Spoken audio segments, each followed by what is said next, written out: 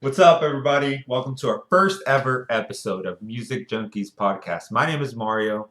And my name is Jake, and today we have an extensive interview with Travis St. John from the band Everest. Be sure to keep So, listening. Mario, you want to tell them a little bit about what's going on? Coronavirus. That's what the fuck is going on. It's fucking ruining everything. Yes, it is, dude. It is ridiculous. In San Francisco, where I'm working right now, I guess they declared a state of emergency some time ago. Everywhere you are out there, people are wearing masks.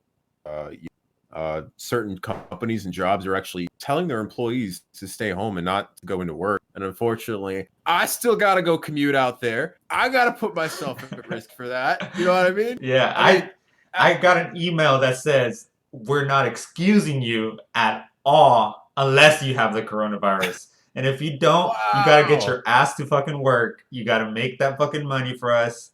And I'm like, fuck.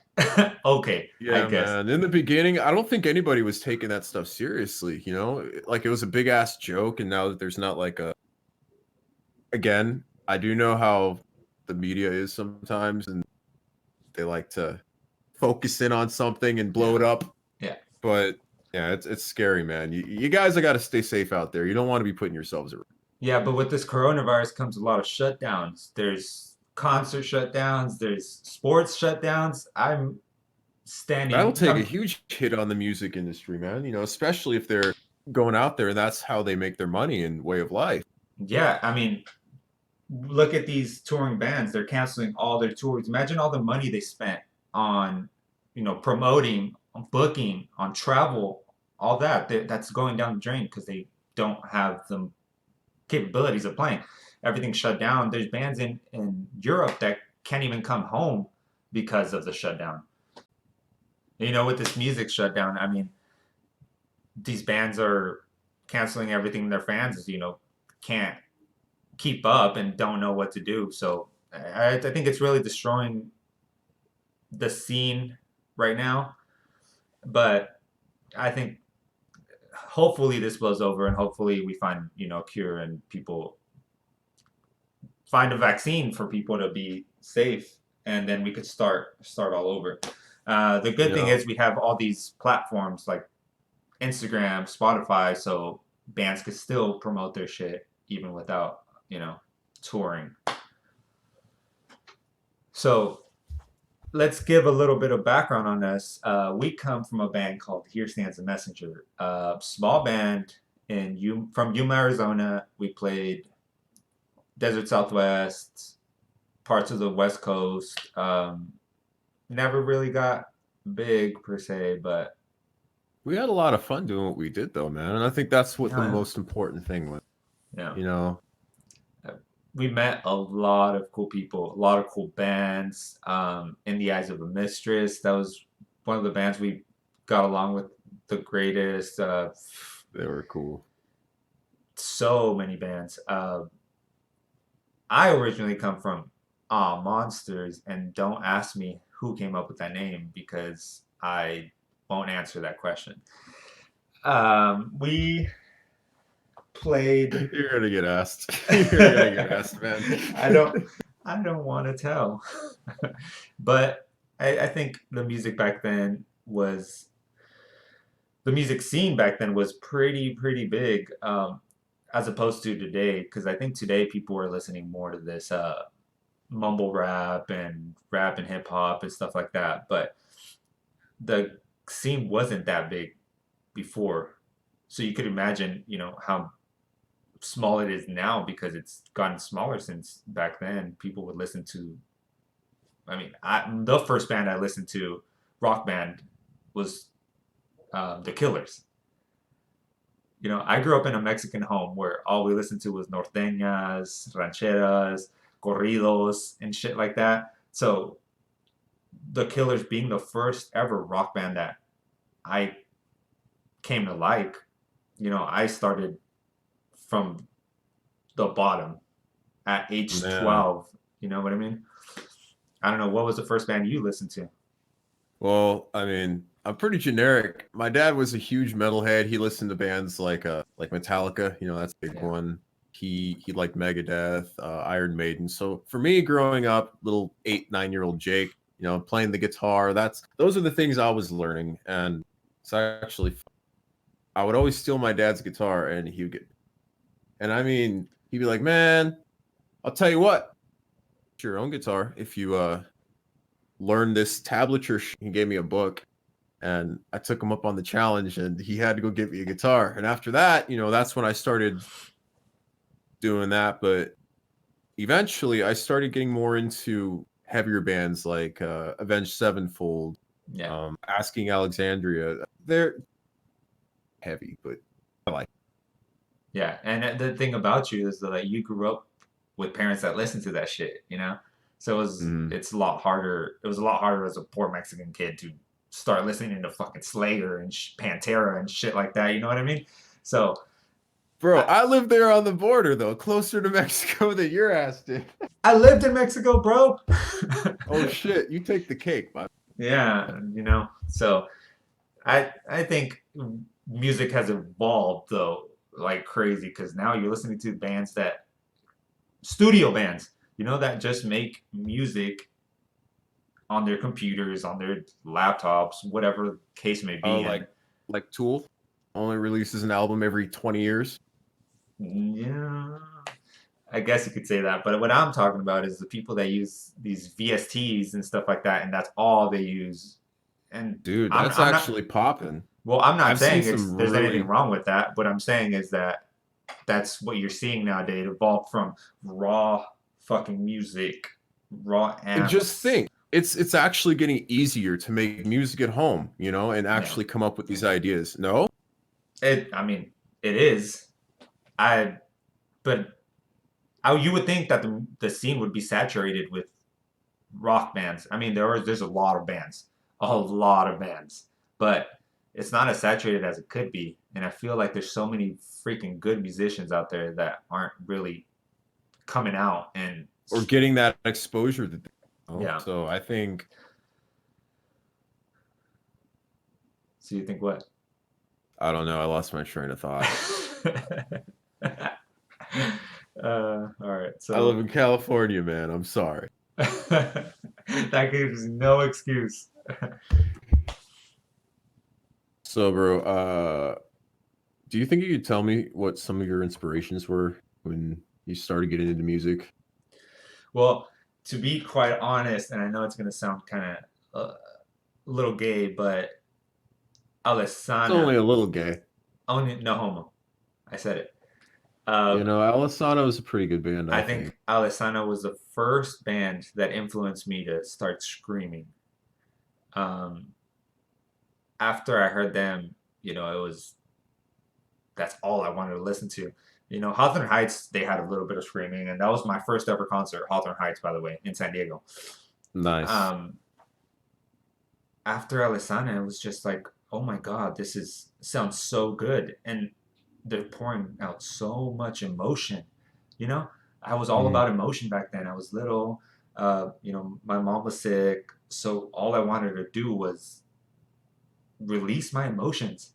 And I feel like screaming was the way to do it. So, you know, I started listening to Alessana, then went to more heavy metal stuff, and there was Bring Me the Horizon when they were super heavy.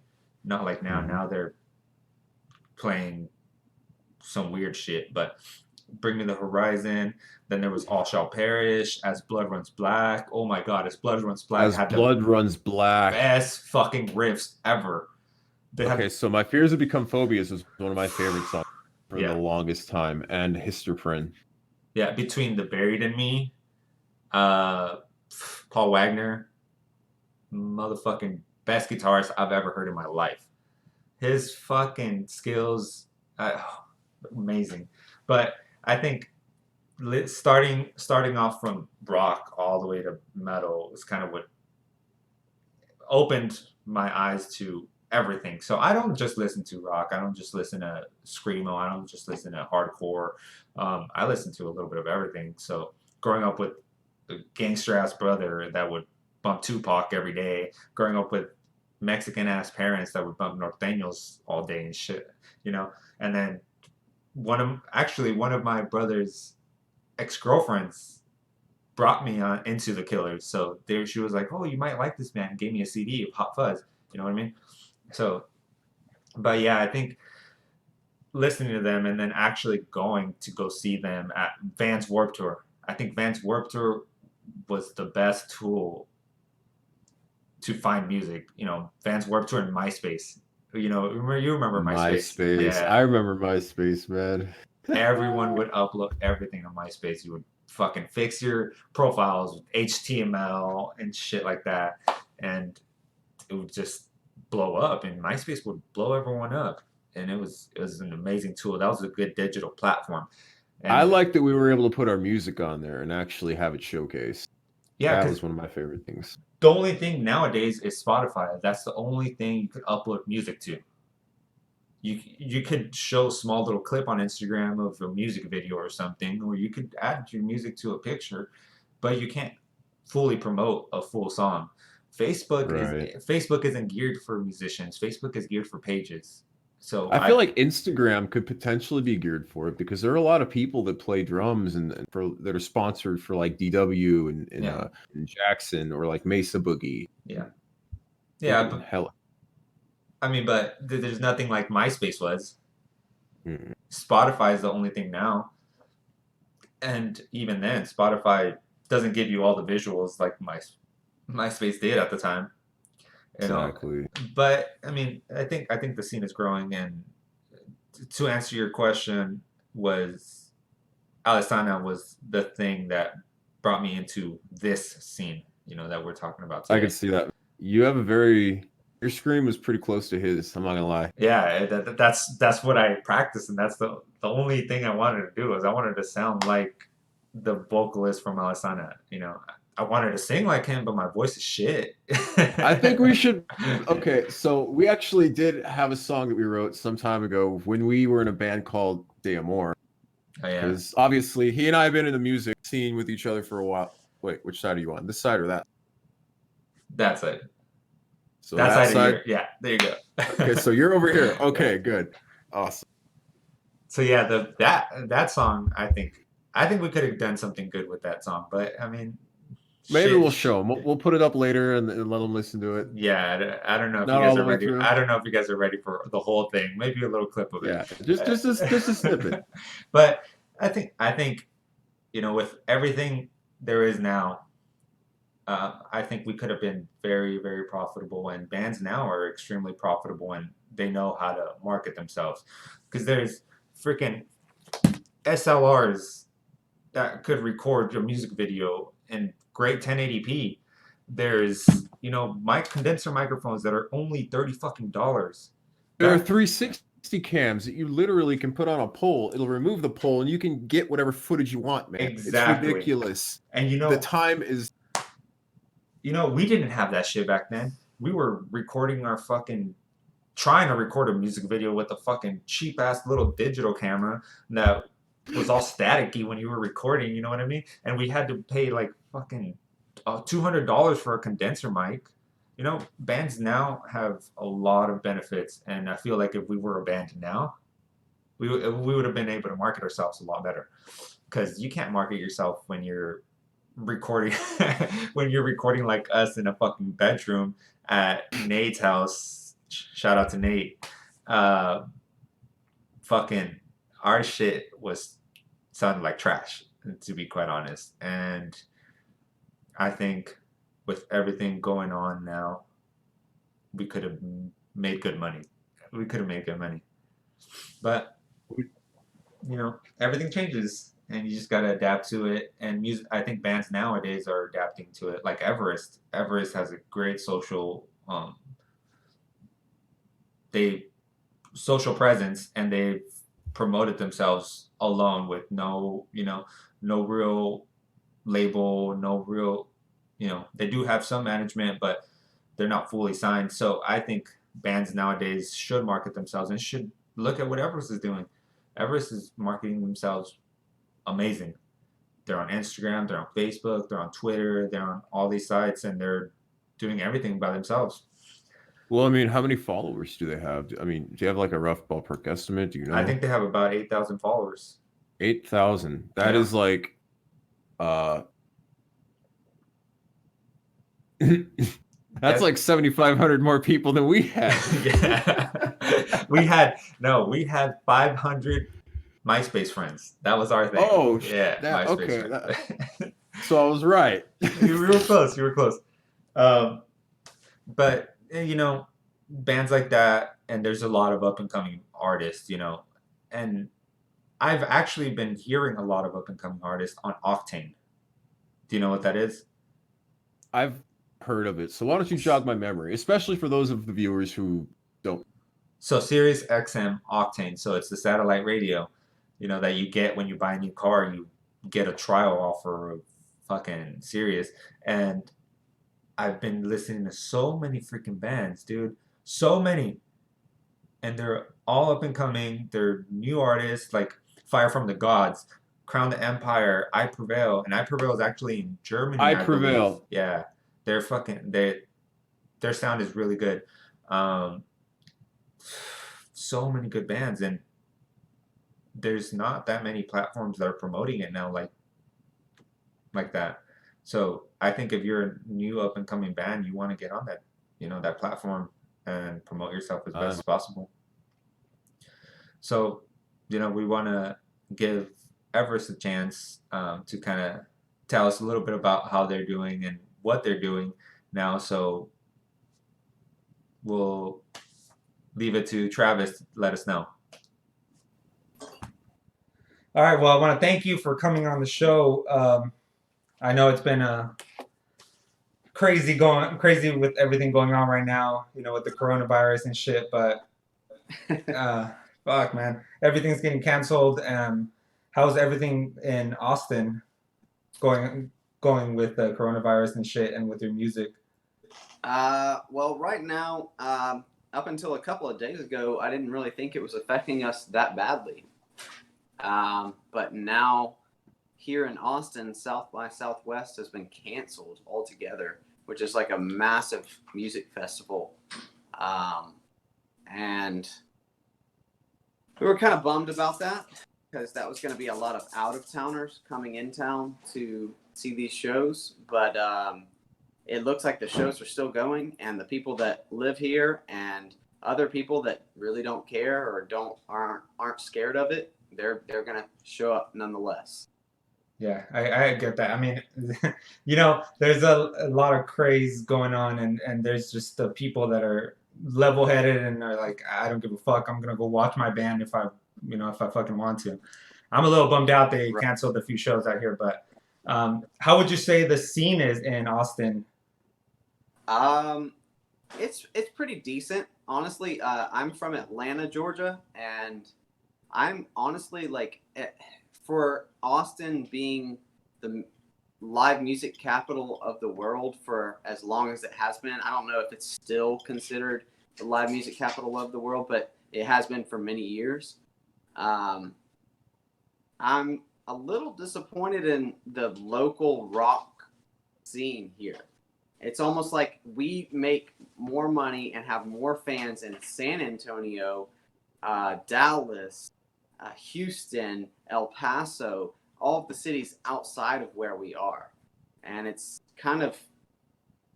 interesting to me. But a lot of times they say that, your fan base isn't always where your hometown is. Yeah, that's So, always I that's mean, always the case. I can understand that. And I'm not completely torn by it because from the numbers that we see through Spotify and other sites, I mean, we have huge fan bases in other cities that we've never even played in, Yeah, and it's kind of encouraging because it makes us want to go and see those cities more than ever. Number two, it's like if you look at countries and stuff like that, the United States is our number one, of course. That makes sense. yeah, But second is Germany. For some reason, it's Germany, and Germany is only about a third the size of Texas.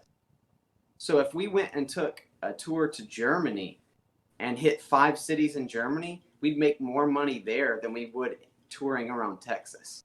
Then what are you waiting for? International travel. Yeah, yeah. Hey, You're banned for now. We were just talking about the coronavirus, right? Yeah. So, how did you guys get started as a band? I know you said you're from Atlanta. So, what brought you to Austin, and how did you get hooked up with these guys? So these guys had nothing to do with my move, actually. I moved from Atlanta. I was working in music out in Atlanta with a few dudes for numerous years, probably about 3 or 4 years. And, I was recording on my own and stuff like that. And it wasn't until we met someone named Drew Folk, who is now a major recording or a producer out in LA. But at the time, he lived in North Carolina.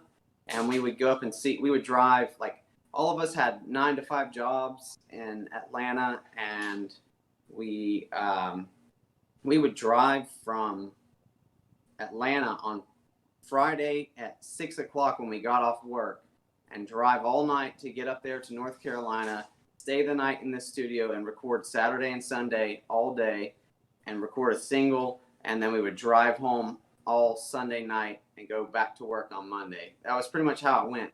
And it wasn't until that time that I realized that this was something I could actually do.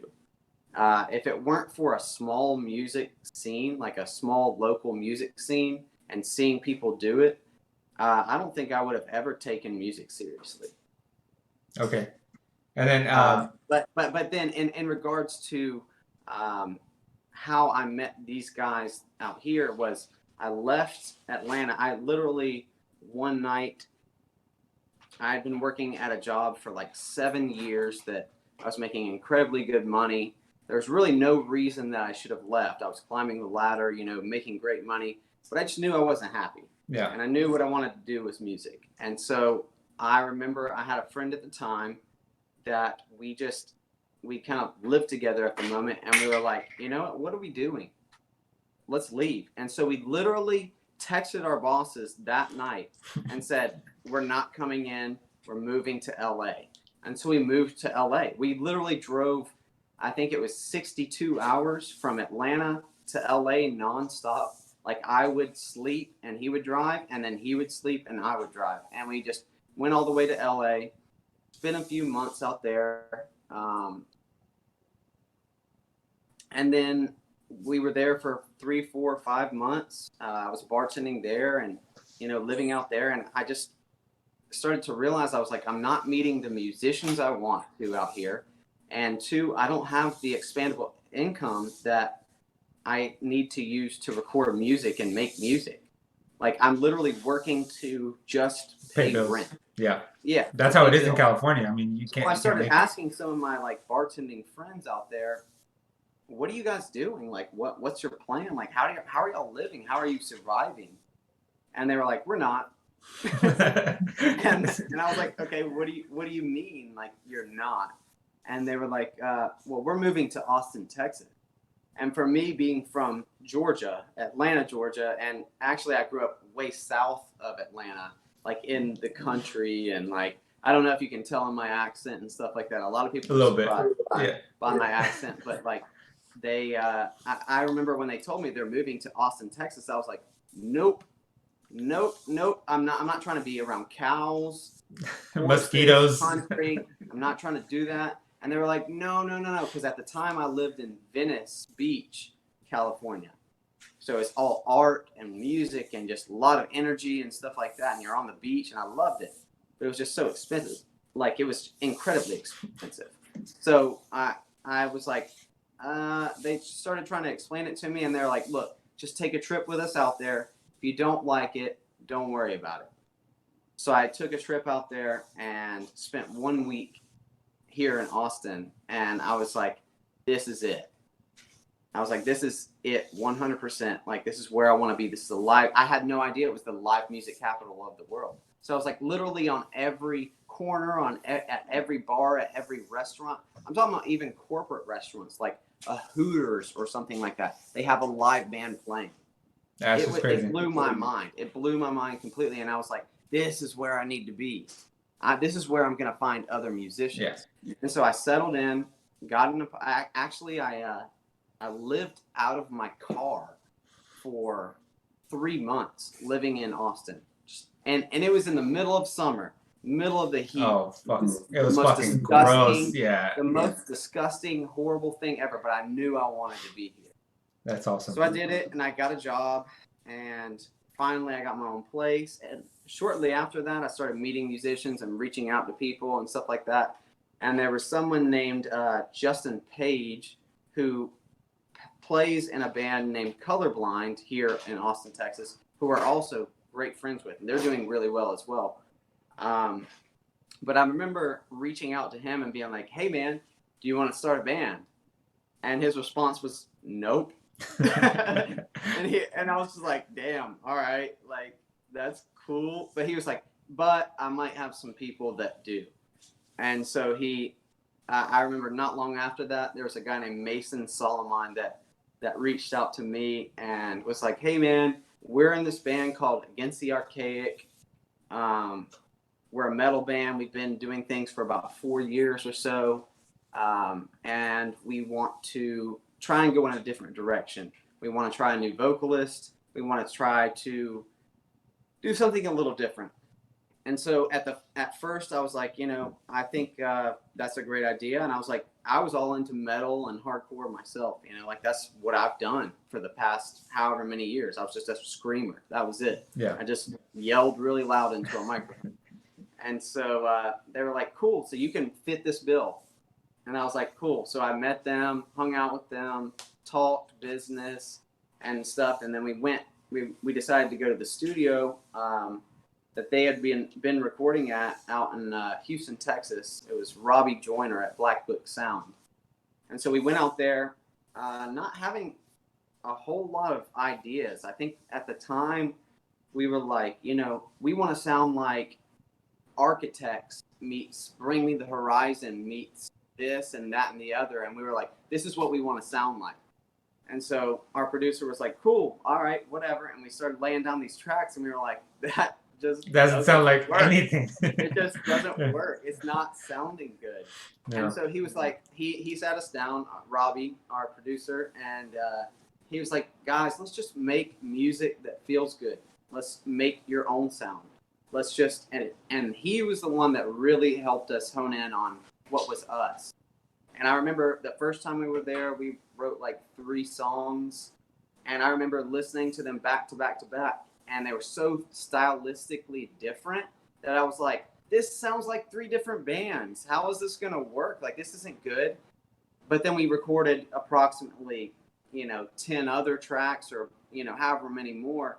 And then we started to listen to them and we were like, oh, this is work. what our sound is. This is us. This is us. And we can fit a broad spectrum. Yeah. So we can do pop rock. We can do heavy rock. We can do something that has a little bit more hardcore metal in it. We can do things that have more punk in it.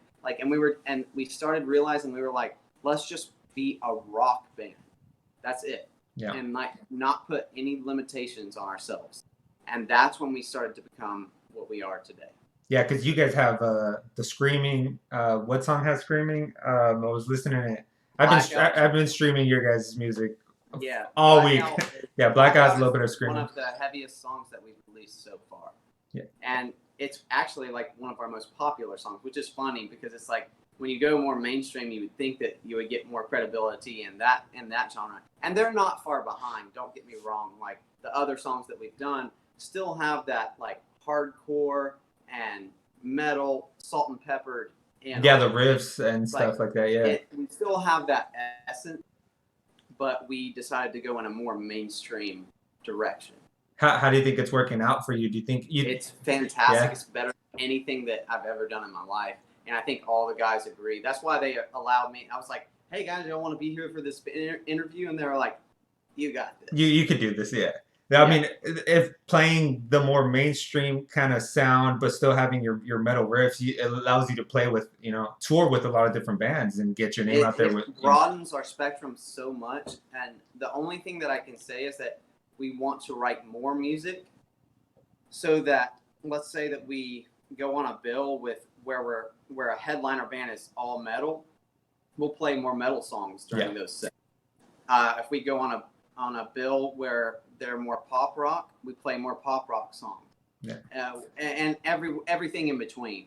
And we'll still mix it up. It's not like we're only going to play pop at a pop show or play rock, like metal at a metal show. We're still going to be you have to mix it up. I mean, you can't, you have to be true to your sound.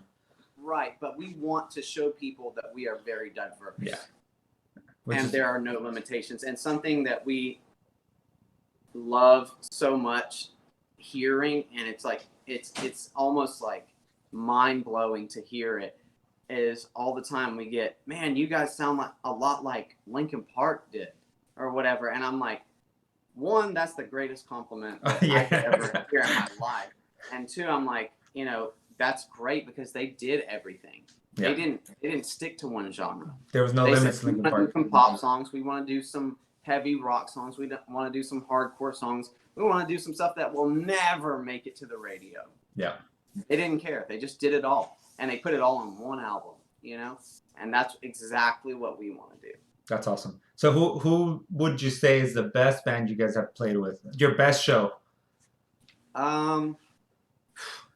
You know, honestly, I mean, it kind of depends on what you define best as.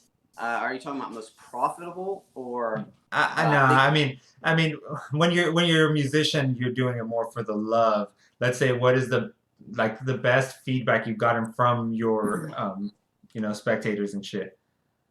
Well, let me start by saying that the most profitable shows that we do are shows that we headline ourselves, and we have other local bands come out and bring their friends too, and like stuff like that. Those are the most profitable. In terms of love and like meeting new people that have never heard of us before, we've opened for We Came as Romans, Bless the Fall, Crown the Empire, Slaves. I'm drawing a blank on some of these, but there were quite a few others that I'm proud of, you know, like we've opened for, and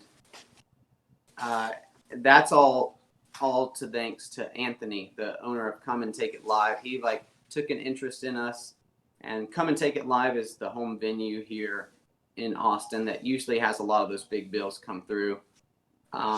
And he took interest in us, and he hits us up for almost every big bill that comes through, and he says, I want you guys to open for this.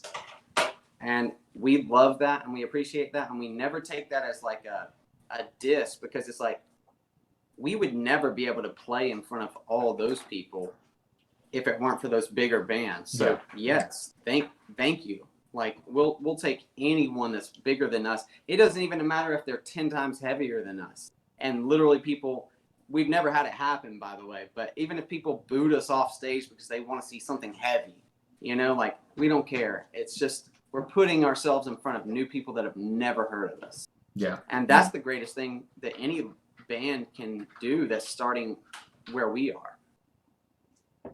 So I was looking for you guys on Facebook, and you guys, do you guys have a presence on Facebook, or what social media websites do you guys use the most? Facebook is one of the most challenging things to grow, in my opinion, and I think in our band's opinion. Instagram is a lot easier. Okay, the most difficult to grow is Twitter. I don't even have my own personal Twitter. We just made a band Twitter just because we felt like we had to. That's the most difficult to grow. Then secondly, it's Facebook. That's very hard to grow. Instagram is visually stimulating. So like posting snippets of music videos and other things like that. It's easier to grow that. And then the thing that we love the most right now is Spotify. Yeah. Spotify is the greatest tool to any independent musician out there right now at the moment. 100% hands down. Apple Music doesn't touch it. Yeah. Deezer doesn't touch it. All these other music distributors do not touch Spotify at all. Well, back in the day, it was MySpace. I wish we could go back to those days, right? I MySpace wish where we you could go used back. your code, you Or designed your layout. what was the other thing? It was like there was like a website for like where you just looked up bands. Um, what was it? What was it called? I can't even remember. It wasn't Bandcamp. It was like Reverb Nation? no, that was one of them, but no, it wasn't LimeWire. No. No, it was literally a page where you just looked up new bands and they only put their music on there. Man, this is showing my age right now for sure because this is around the time of MySpace, and I remember this is how I found all my new bands. Yeah. And If I find it, we'll thread it in the in anything that we can, or you know, all right, I'll sounds figure good. it out for you. So we're talking about digital platforms. Now let's talk about physical platforms like let's say Vans Warped Tour. You know, what other platforms did you have growing up that, you know, led you to the scene itself? Um, I mean, Vans Warped Tour was for sure like a huge influence for me, and I'm sure for the rest of the band as well. I remember when I was like 14, 15 years old, I went and saw the Used live at the Masquerade in Atlanta, which is now been completely knocked down and reconstructed. R.I.P. Masquerade in Atlanta. That was the spot. That was the hometown. But I remember being so young and so vulnerable and so like watching this, and I was like up front on the stage and seeing the Used play songs that I listened to religiously, you know, like, yeah.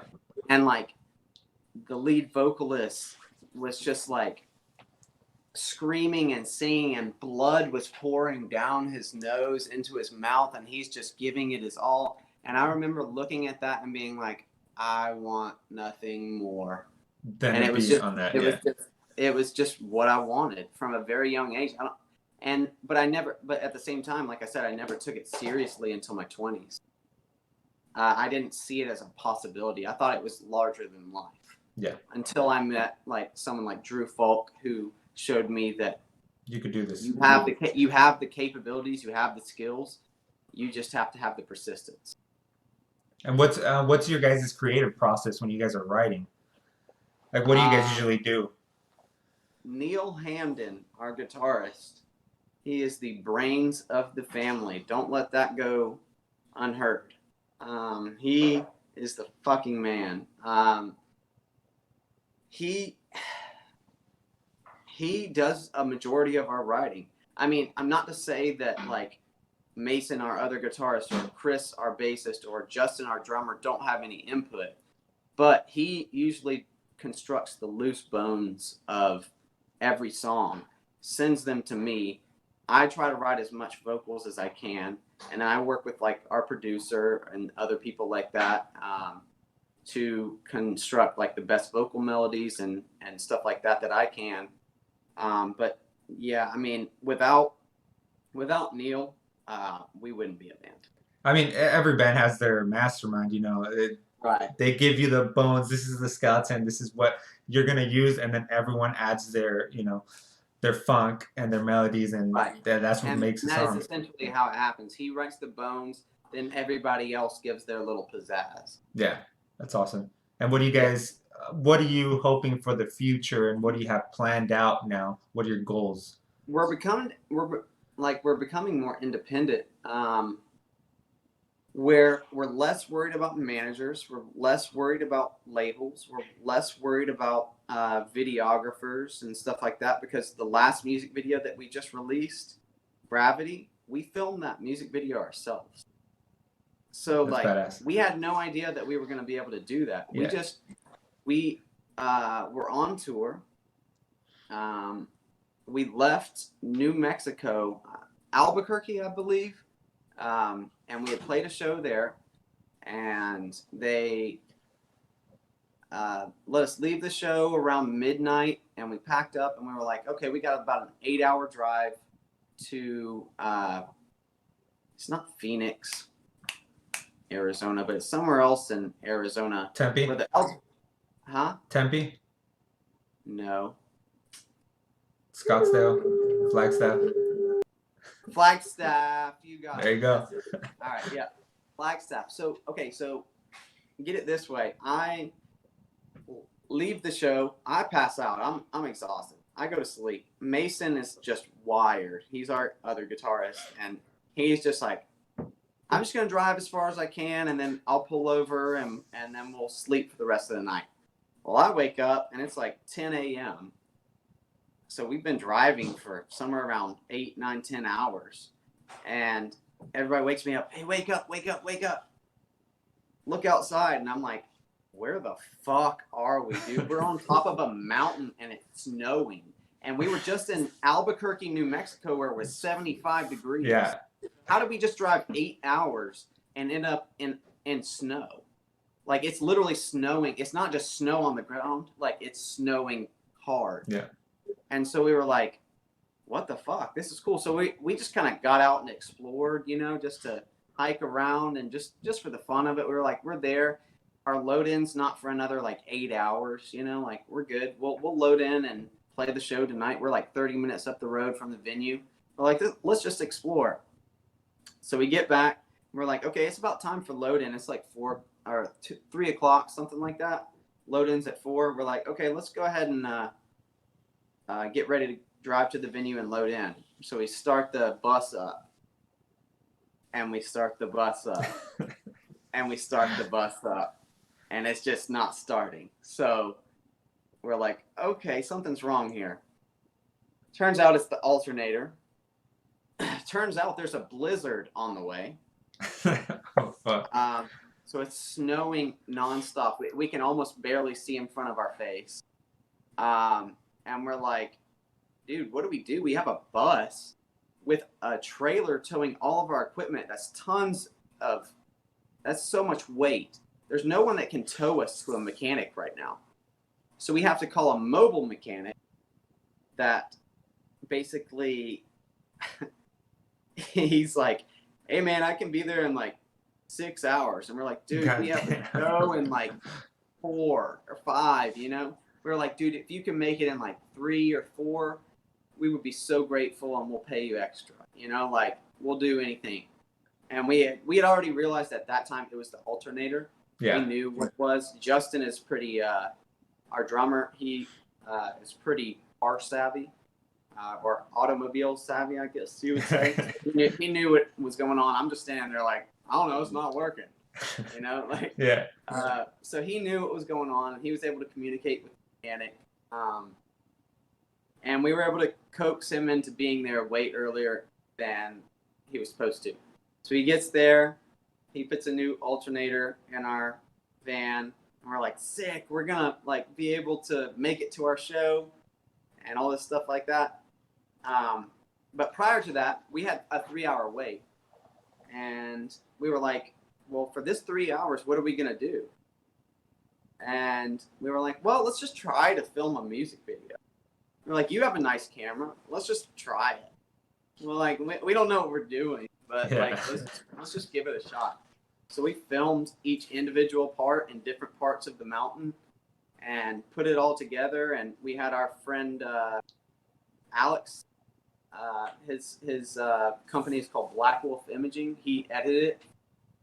So he may have made that look better than it was, but he did a great job. Hey, that's amazing. So shout out to Alex for that. That was really, really cool.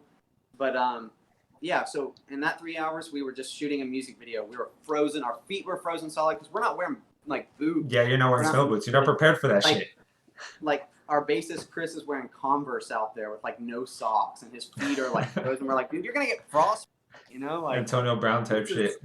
Yeah, so we filmed that. We get back in the van. We're still waiting for like an hour for the mechanic to get there. We luckily convinced like a pizza Papa John's driver to drive a pizza just to like where we're stranded, and he does it. We got so lucky there. We ate some pizza.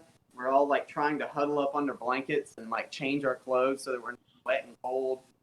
And we called the venue owner. We're like, we're a little bit still want to show. So the guy gets there. He changes our alternator, and we were like, cool, we're gonna make it. We're like 30 minutes before showtime, and he's like, oh man, it looks like the alternator they gave. So it was good enough of an alternator to get us driven up the road to another place where another free, and he replaces it again, which took about another hour. So we literally have to go straight from there once we get it done. Also, shout out to this guy that did all the repairs on our bus, because he did it for about half the price. God damn. Because he knew what kind of predicament we were in. Yeah. He literally did it for a little bit more, barely more than what the part cost. God damn. And he just hooked it up. He just straight up hooked it up for us. And we pull up to the venue, and they're like, yeah, the band before you that was going to go on, they're on now. So get ready, load in. We just load in, no sound No sound check, just straight no up. No sound check, just play the show. Great show. Fuck and then we're on our merry way. So that was kind of a crazy thing. Yeah, you got to do what you got to do. Yeah. So I don't know if that answered your question. I probably got off on some weird tangent that like. And no, that was a badass answer. I mean, you with all the technological advances now, like a band could succeed without the need of management and without the need of all this money. I mean, you could get a condenser mic for $30 off of Amazon. So, do you think you're gonna need management at some point? So, I mean, we have a manager that we are working with currently, and he is a great person. He's awesome, but we are under no contract with him or anything like that. It's all basically by what he can do for us. We pay him for what he can do for us, like, and vice versa, you know. But we are under no contract. And I think recently we've decided that we're not that concerned about a label. We're not that concerned about management. The one thing that would be the golden goose is a booking agent, someone who can get you on big tour. That's it. And I think that's the scary thing for the music industry and labels and managers, because of social media and Spotify and the way that everything is digitally nowadays. There's a much less need for these labels and managers and stuff like that, unless they have something incredible to offer. If you know how to do it yourself, like each one of us in the band has our own role. So we all specifically take that role very seriously. And Mason has done a lot of our booking himself. He's done a great job. I mean, we've had some rough times, but that's to be expected, you know? So he's done a wonderful job, and you know, it's been a big learning experience for all of us, you know. And not to say that we would never take the acceptance of or a handout from a label, or never take the handout from management, but we are just realizing our own self-worth in comparison to what a lot of people just think that if we got a manager now, we got a fucking label now. Yeah. Fuck both of those. If they're not giving you anything extra and they're just taking money from you, what do you need them for? Yeah. That makes sense. I mean, you could that may get be so stepping far on some toes, but I just feel like Yeah. it needs to be said. And like, you know, that there's even I don't follow hip hop or rap too much, but I think the Game, the rapper The Game, even tweeted not too long ago, and I just stumbled across it somehow, and he was just ranting and raving about labels stealing these young artists' money and like taking everything from them and taking advantage of them. He can't believe that he fell into that so long. He's like, own the rights to your music, own this, own that, do it on your own, grind, do it by yourself. And then if somebody wants to hand you a chunk of change and it seems worth it, take it. Yeah. But until then, don't just sign over your rights. Don't sign over everything and give everything to whoever. Yeah, because people think, you know, oh shit, a label, I'm gonna be fucking rich. That's not always the case, you know. That's not how it works. Yeah. Actually, a lot of times you're a lot worse off than you were. Yeah. So do you think if you were to get on? And a lot of times what it means is that the only way for that band to make money is to tour nonstop, 100% on the road. And as much as I love traveling and as much as I love touring, I don't want to be on the road 24/7. Yeah. I have a home life. I have things that I want to do at home. I have people that I want to be around at home. You know, that's not something that I want to. I just don't want to be on the road 24/7 just to be able to make a paycheck. Yeah. And do you think if they offered you a tour right now, I mean, of course, after this whole fucking coronavirus shit goes away, do you think if they offered you a tour, you would be able to go up and leave and go on tour for like 3 months or so? Oh yeah, I think all of us are in the mindset that the band comes first. We all have jobs, we all have apartments and houses of our own.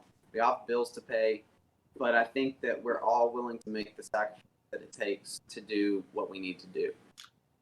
We're not if a big enough opportunity comes up, we will all quit our jobs and drive for Uber and Lyft day and night for as many days and nights as it takes to make the money to pay our bills for 2 months. Yeah. You know, like that's kind of how we our mindset is. Or like for me, bartending, my bartender, like I'll bartend as many nights as I can prior to and stack that money so that I'm good for 2 months. You know, Yeah. and just basically everybody knows that if we get the heads up, we're going to be gone for a month or two. Okay, it's time to get to work because yes, that money will be coming in somewhat on tour, but we like to recycle that money instead of give it to each other. Like if we made $10,000 on a 2 month tour, we're not going to split that 2,000 each. We're going to use that 10,000 to reuse it for marketing and other things like that to grow our brand and grow our band. You know, I think it's kind of ignorant for a lot of people to say that, oh, I'm going to spend this much on the song recording, this much on the mixing and mastering, this much on the music video, and then this much on just like pictures and photos and stuff like that. And then I'm done, right? No, you have to pay. You have to market your material, Yeah. or else nobody's going to see it. It's a business. And I think that's the biggest thing that people are missing out on these days is that they're not using the same amount of money that they make the product as to get it in front of people. Yeah. And it drives me nuts. And so that's why, like, lately for myself, I've made it a side hustle of myself for anybody that I come across has potential or could potentially be successful. I reach out to them and I'm like, hey, do you use it? I'm not super experienced. I'm not gonna lie, like I have all the experience in the world, but I know enough to where I can blow you guys 10 times what you are right now. You know, and a lot of people are just happy with stagnant nothing. And I can't stand that. I'm like, you spent so much money, so much time, so much effort. Why not spend the money on getting it to people? Yeah. Marketing You know? yourself. Yeah. Right. What's your track list looking like? Do you have a good amount of songs you do at a show? We typically do a 5 song set. We're looking at adding a 6 to it very soon. I mean, it's kind of funny, like we're doing right now, and with only 5 songs, and it's ridiculous to be honest. You know, cool, but like that's all we've released essentially, and that's all we want. We do have a stockpile of other songs that we have not released, but the way that we feel, we'd rather people just get to know what we have, they should know, and then keep these going in terms. At the time, it's just going to be one by one. I think single by single is just fine. I've had a lot of people discuss, why do we do that?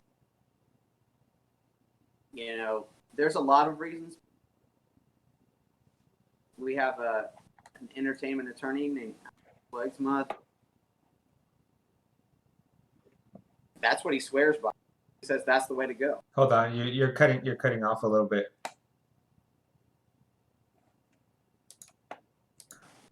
Give me 1 second. I'm gonna close this door real quick. Yeah, you're fine.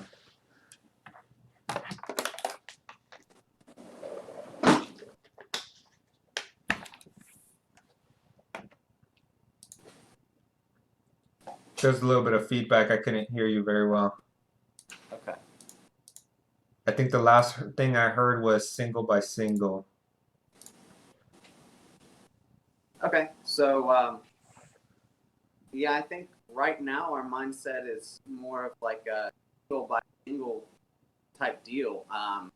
We're not necessarily, I mean, we would love to, but I feel like until a label reaches out to us and give us funding to do it, rather drop single by single and keep fans interested month to month.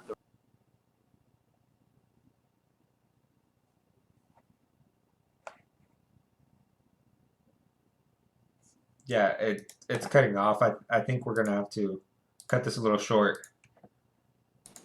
Okay. All right, let me hang up real quick and I'm gonna call you back. See if that All works a right. little bit. All right. Yeah, that sounds good. Okay. Cool. You can hear me loud and clear? Yeah, it's not cutting off, so hopefully it lasts a little. So are you planning on releasing an album soon, or are you gonna stay with this single by single? I mean, we would love to release an album. Um, but I think that all depends on popular demand. It really depends on, I mean, you have to think about bands and budgets and like the quality that we're putting out. It's not cheap enough to put out a full length album right now from scratch, to where we can all sit in the studio for a month and just release a full length album. That's just not something I think we can do right now. So our thing is going back to the studio every month or every 2 months and recording 1 or 2 songs more and stockpiling them and just being ready for the next release. I think our goal for this next year is to release a song every 2 months, 3 max. So that we can. I think that's better too, because it keeps people interested. Yeah. As compared to, like I said, just dropping the full load right then and people forget about it 4 months later because they've listened to it all. It's like Netflix. You binge watch and then you get bored after a Yeah, while and you can't do anything else. exactly. Yeah. Like, okay, I love binge watching just as much as the next person, so I understand the purpose Yeah. of an album, and I want to do it so bad. But you also have to understand that an artist that is unsigned can't. I mean, and they can afford writing a full album, but you have to think about the quality and the money that it takes for that quality. We could go to someone right now and probably record a full album for $5,000, and that'd be great. But it's not going to be what you've heard from us. Yeah. You guys You want to know? release quality over quantity right now. Yeah, exactly, and that's very much so more important than us for us. And also, I think that we live in such a day and age that visual stimulation is such a big thing that a song without a music video is, I'm not going to say it's irrelevant. It's not irrelevant. We've done it before. One of actually our biggest song is Blackout, and we never released a Music video. music video for it. Yeah. So I can't say that solely, but I think it's cool that people can latch onto the music and also see what's going on, see the personality of the band, relate to those people, or it's visual. We are so visually stimulated this day and age. It's like, I just feel like that's our best bet right now, is to continue releasing single by single as many music videos as we can and just getting ourselves out there. And I think that proves more to our audience as well as labels that we are independent, and we are going to remain independent as long as we can until we are given a reasonable offer. Yeah. And you guys got any good shows coming up? Anything in the works? Yeah, that was something that we were a little bit upset about with this whole coronavirus South by Southwest thing. Yeah. South by Southwest was canceled last week. That's one of the biggest festivals in the U.S., music festival wise, and It's been completely canceled. But a lot of those shows are still going on. And one of those happens to be ours. We're still playing it. It's going to be on the 19th of this month. And there's probably, I think there's somewhere around 8 to 10 other bands playing it. And they're doing free beer for your entry and stuff like that. And I think it's going to be a good time. As long as people come out and have a good time, like, I think it'll still be a good show. Yeah. You got any tours planned? Any small tours at least? I know you At guys. the moment, no. We are in the works with the person that I told you that we are working with management wise. He's always like working on getting us on some tours and stuff like that, but nothing has been confirmed yet. So we don't know of anything at the moment that's coming up in the near future. I think that the focus, not to say that we won't tour this year, not to say that we won't take any opportunity that's given, but I think that we're more focused on writing as much music and releasing as much music as we can with quality in the next year than anything, and just growing our fan base. Yeah. That's more important to us than touring, because it's very, very upsetting to, put in all the work, put in all the miles, and get to a show where you think there's going to be a big turnout and 20 people show up. Yeah. I'm sure every musician can relate. Every musician can relate. That's such a disheartening thing. And then the fact that you still have to act like that crowd is full of 5,000 people and you have to give it your all. Yeah. It's something that I am honestly grateful for it, because it's very humbling as an experience. And that's new to me. I've never been a vocalist of a band prior to this. And I've never I've never played a lot of, other than local bands when I was really young. Yeah. Played it in front of all your friends and stuff like that. I've never been to where I had to play shows where sometimes it'll be 500 people and sometimes it'll be 5 people. You never know when you walk into the venue. And it's even funnier when you can walk into a venue and you're like, oh, there's 500 people here, and you make decent money, and the next show there's only 60 people there, but you make more money there. Yeah, make great money. Because those people are so happy to see you. Yeah. There's no telling, but, I think touring for us, we're not putting that out of the picture. We want to tour. We want to be an active rock band. We don't want to just be a studio rock band.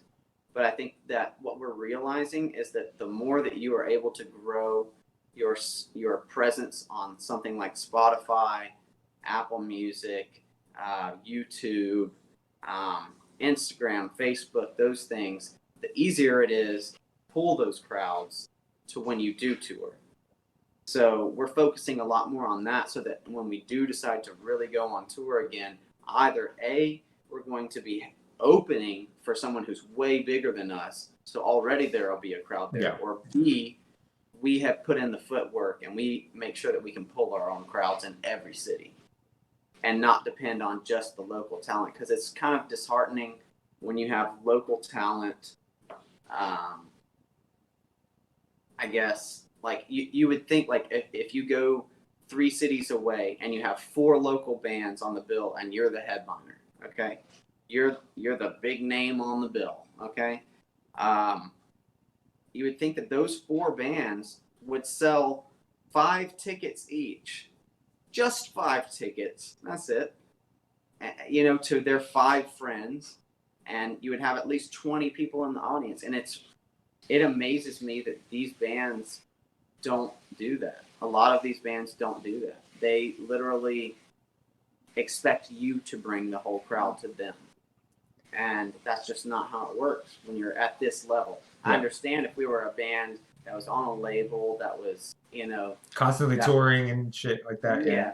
And they were opening for us, then they're like, yeah, we're going to. But even still, when we know that there's a band like Crown the Empire, or We Came as Romans, or Bless the Fall, or Slaves, or whoever coming play and we're opening for them, we're pushing those tickets. Oh yeah. We push the hell out of those tickets. And a lot of bands, I don't think they understand that hustle.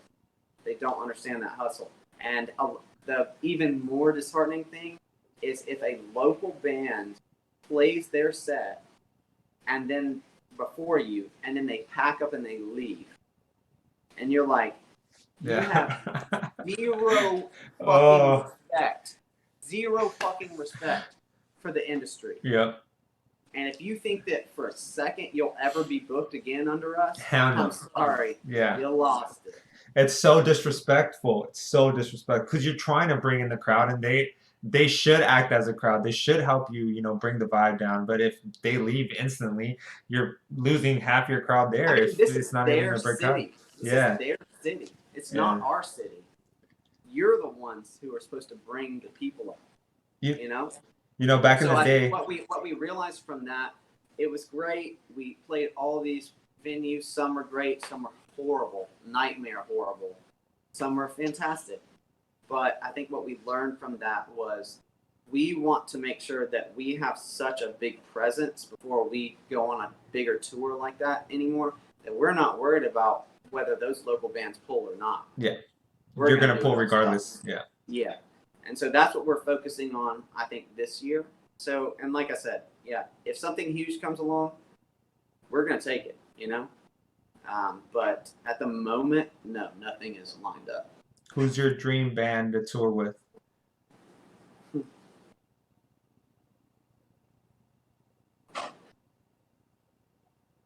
Man. There's so many.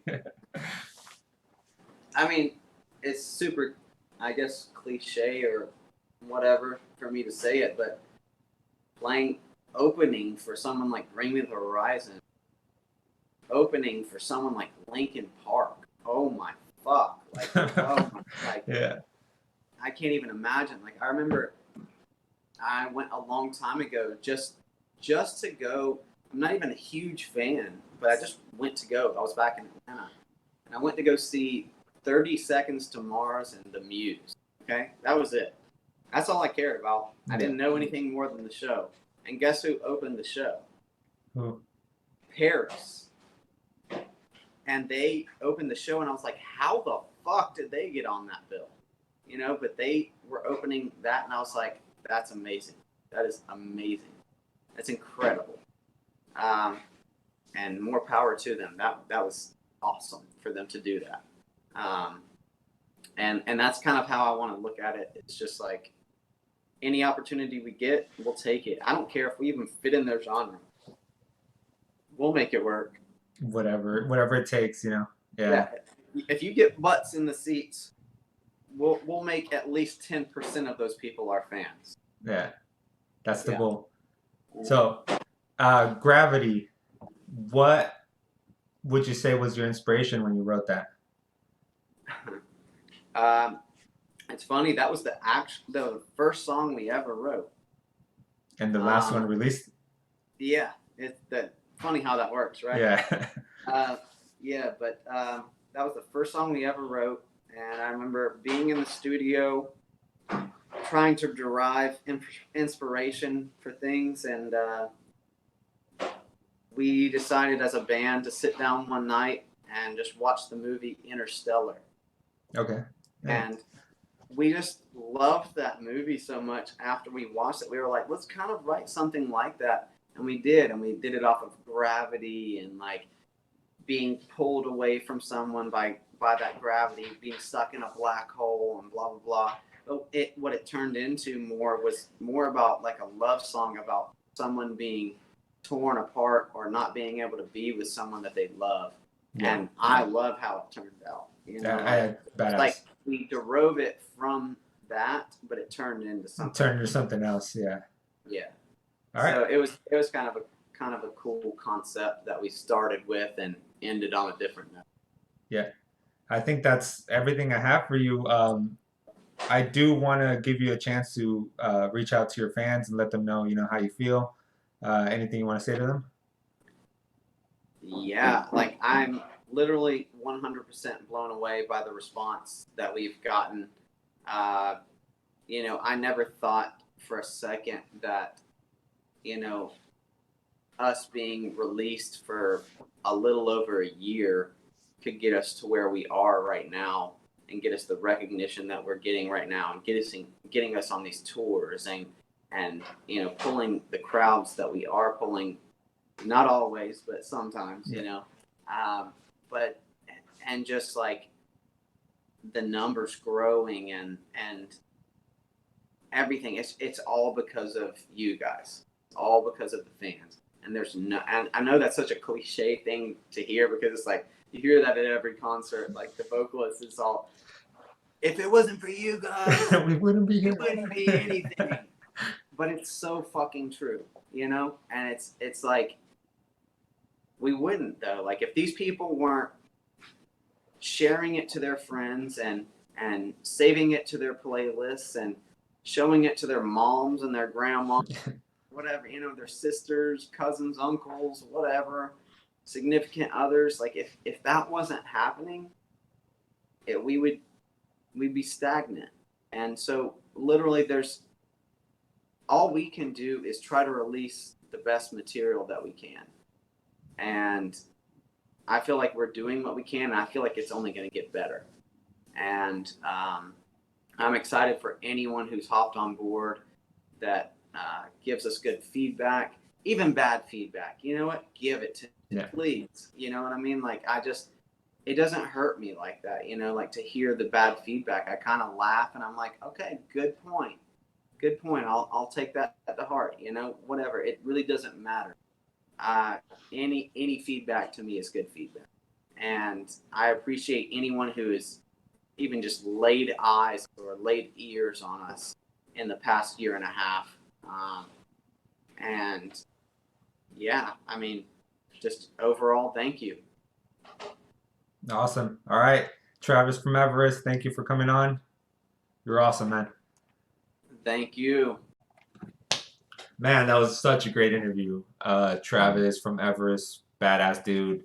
You know, Everest has a lot of things going for them, and I think they're gonna go places, man. They have a great sound, infusing, you know, a lot of different sounds together. I And agree, man. They're great. yeah, and next week, be sure to tune in because we have a rapper coming on, uh, switching it up a little bit, you know. So Also, don't forget to like and subscribe to us and follow us on all social media platforms like Instagram. You can find us at Music Junkies Pod. You can find us on Facebook and YouTube. awesome, man. All right, you guys have a good day. Hope you guys have a great week. Stay safe, wash your hands, and buy toilet paper.